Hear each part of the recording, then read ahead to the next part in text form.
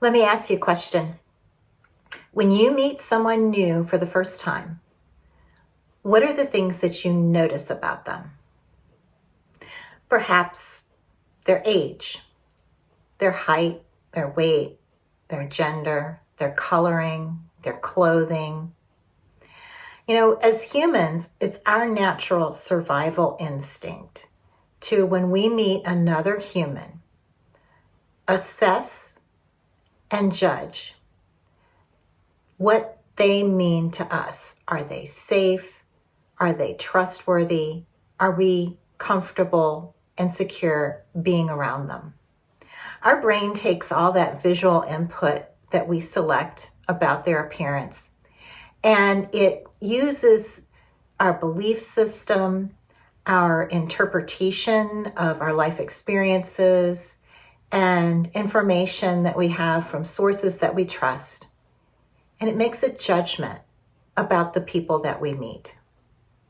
There was a study done in the United States back in 2015, 2016, across 10 different US hospitals. They interviewed over 4,000 patients, and they asked them about the trustworthiness and professionalism and competence of their doctors. And a majority indicated that they had more confidence and trust in the doctor if that physician was wearing a white lab coat. So appearances really make a difference in how we interpret other people. But what do appearances tell us really? I mean, anybody could go out and get a white lab coat. I mean, maybe I should start wearing them in my videos. Would that make me feel more trustworthy and professional? So the criteria that we use to assess and judge other people, that's all information that's subject to change.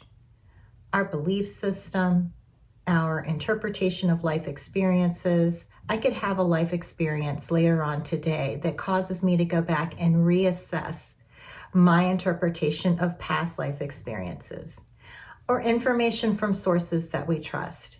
When I was a kid, I believed in Santa Claus because that's what my parents told me. He came and put the presents under the tree. I trusted them. I believed that. Maybe you did too. We all have had beliefs that we carried for a while, and then it got to the point in our lives where those beliefs just didn't resonate for us anymore. So we can't ignore what someone looks like. I mean, if you want to recognize them the next time you see them, you got to pay attention to what they look like.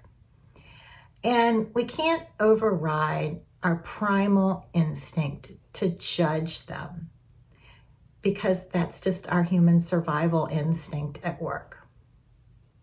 But what we can do is pay attention to what we notice about people and the conclusions, the assessments that we make based on that information.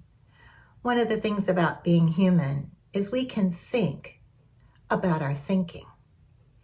So as you observe yourself, it's an opportunity to learn about your interpretation of past experiences, your core beliefs, and information that maybe seemed trustworthy at one time, but maybe it's no longer applicable.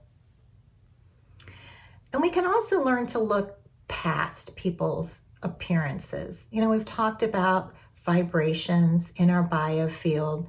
You can take notice of, is somebody vibrating low vibe emotions like fear or frustration, or are they vibrating at a more high frequency? They feel open and they feel safe and compassionate and warm.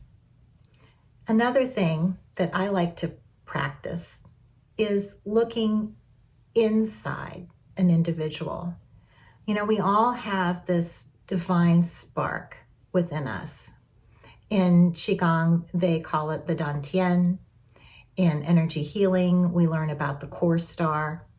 It's that divine essence within us that is perpetual and persistent and part of the reason that we're here. And whether we're young or old, change our clothes or have a bad hair day, that core star, that core essence, that dantian is what's essentially us, regardless of how we look on the outside. So here's something I would suggest that you try. The next time you're in a store and you're standing there checking out, look at the person who's ringing up your purchases and imagine a thread of white light coming from your core divine essence to theirs. And see what happens. See how that might change your initial perception of that person, and see how it affects how they react to you. I'd be really curious to see what happens when you try that. So I would invite you to leave a comment down below and let me know about your experience, or you can email me, Carolyn@carolynpitts.com. If this content appeals to you, I invite you to join our intention circle.